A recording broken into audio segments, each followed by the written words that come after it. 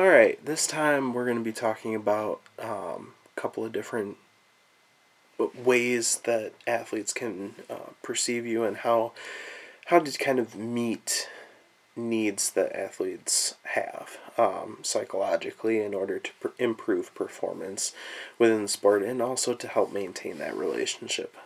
Um, we've talked about the Leary's Rose and Compass model in the past couple of videos. I would encourage you to go check those out. Those are really focused on how to deal with conflict and how to invoke certain reactions. And going forward here, we're going to talk about what as a person you can do to better improve your standings, so that then you can improve your athlete's performance. So we're specifically going to talk about coach stress today, and this is something that has been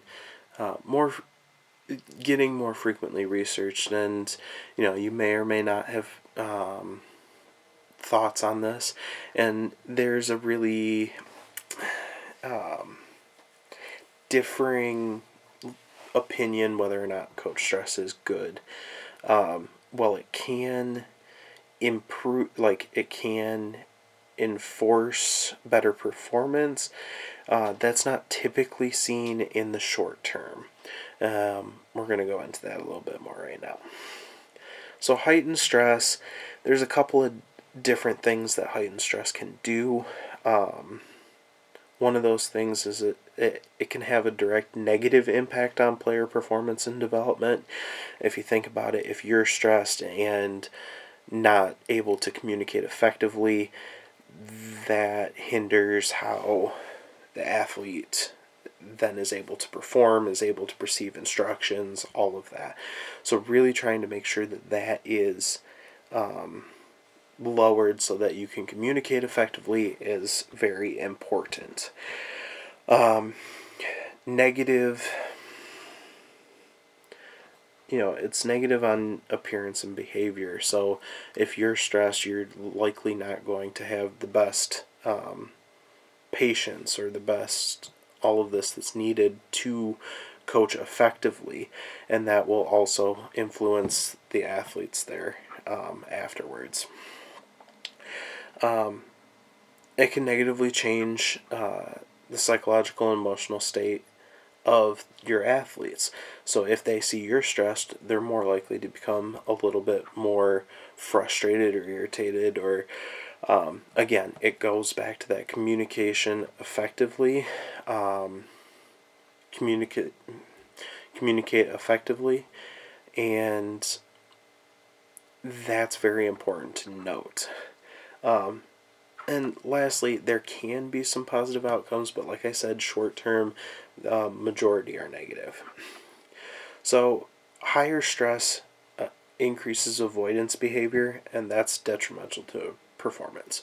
So, you're not able to communicate effectively, you're not able to deal with issues right on because you don't have the patience for. That is what is detrimental to performance. So if you have a conflict that arises, going back to the compass model, and you're stressed here, you're not able to deal with that in a way that is effective. You're just going to brush it off here. So, the explanation that you may give your kids or you may give your athletes, it is what it is, doesn't really work. They still have questions about that. So, heightened stress and increase of avoidance behavior, detrimental to performance. So, an increased experience of stress by players. So if they see you're stressed, you're trying to implement a bunch of things, it puts stress on the players. Again, this comes from many ways of communication, overlaps or gaps, where you mean one thing but it's not coming out the way that the athletes can interpret it correctly, so it's very it's that overlap, and then you're getting frustrated, and the players are getting impatient, that kind of thing. So that stress that the players increase, it reduces their confidence.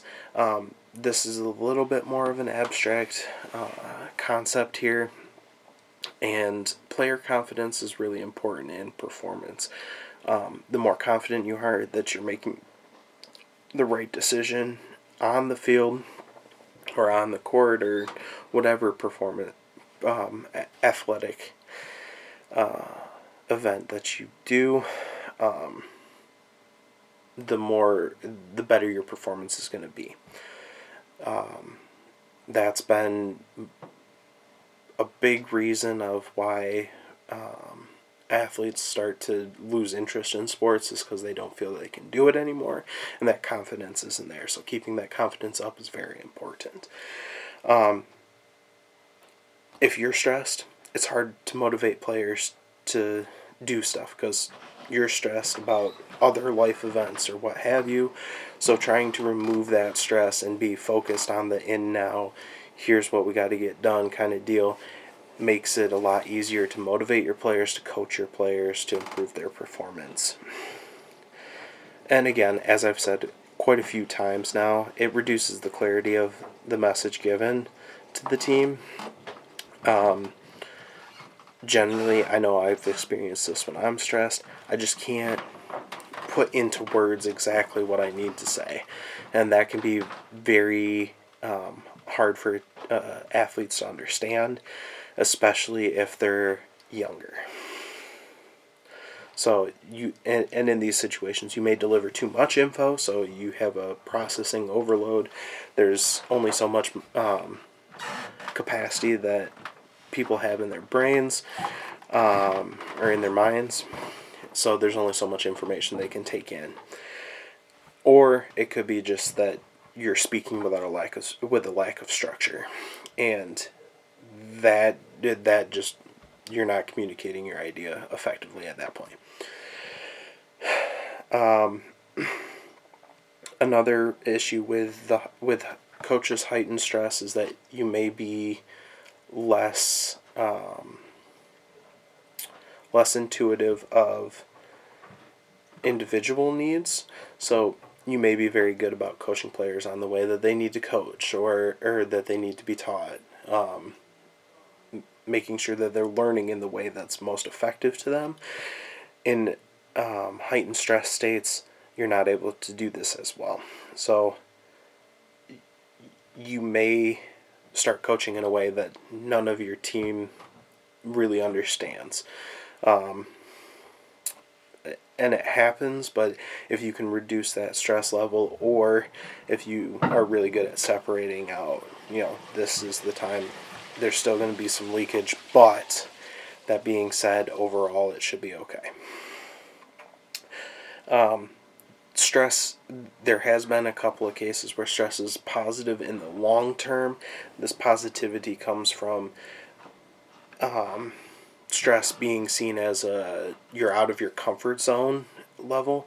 So when you're out of your comfort zone, it keeps the variability and the wanting to be better get higher. So you're pushing yourself more, all of that stuff. We're now going to go into based on your stress levels. We're going to switch focus onto the athlete's psychological needs for a little bit here, because that is also very important. So your own stress is very influential, but also making sure those needs are met is also very influential. So positive feedback is the most important thing that you can do. Positive feedback behavior can change so much. So that'll look like, say we have a baseball team and the coach says something along like, Jimmy, that was a great play. You really did what you were supposed to do there. It encourages that same kind of effort and performance next time. So, an increase in positive feedback behavior really improves satisfaction, or it gives more satisfaction to the athlete, and it satisfies the need for relatedness and competence. So there's three psychological needs.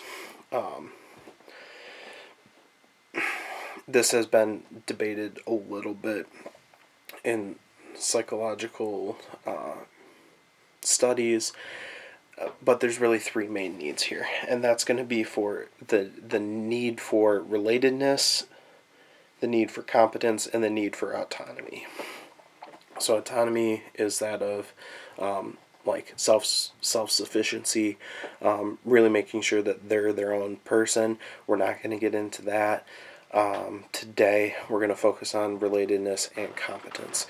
Competence is, making sure that they're doing the right thing, making sure that they're doing good. Relatedness is that of like, hey, you're doing well, just like the other people around you. You're not feeling singled out like that. So, again, those three of the big needs there for the athlete to have. Going back to the positive feedback behavior, that really influences how the athlete sees themselves and gives them more intrinsic motivation. So we didn't go into motivation last time with the compass model, although that is one of the very important things in that model as well. If you're able to give the feedback and they get some motivation out of it, that's really good. And the last thing that I want to say here is, in order to reduce stress within the whole environment of the team and reduce and really maximize the athlete's psychological needs, coaches really should avoid autocratic behavior. So that of an authoritarian leader leads all, and there's no room for argument or anything like that. It really can lead to a decrease in psychological well-being and can influence performance in a negative manner. This absolute power structure doesn't work completely well, especially if you don't have the tools necessary to make sure your athletes are equipped to perform well in that structure. Even that being said, because it has been shown to decrease psychological well-being, that's going to decrease performance, and so you want to stick away from that behavior.